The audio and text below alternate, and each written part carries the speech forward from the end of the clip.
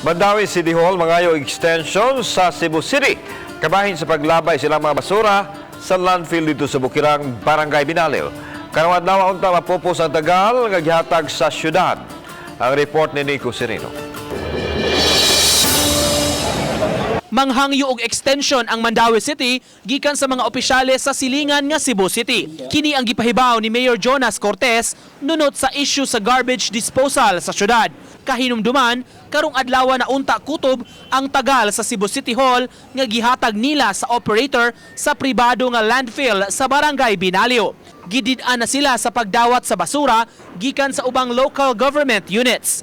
Matod ni Cortez, makikistorya sila aron mangayo og lugway. Akong gi-advisean si Attorney Jamal pa storyahan ang iyang counterpart ang city admin to relay nga dunay problema sa contract pa, no?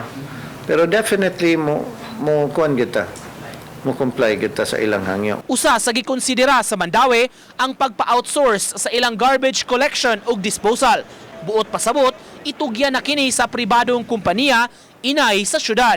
Apan matod sa mayor, wala pa mahingpit ang plano ug ang kasabutan kabahin niini. Mao nga kung di mahatag ang extension, maglisod gyud ang syudad asa i-dispose ang mga basura nga malata. Lisod kaayo gyud kay di man sad nato madali-dali ang kontrata, no? Taas-taas gyud kaayo ang gipangayo sa katong private service provider.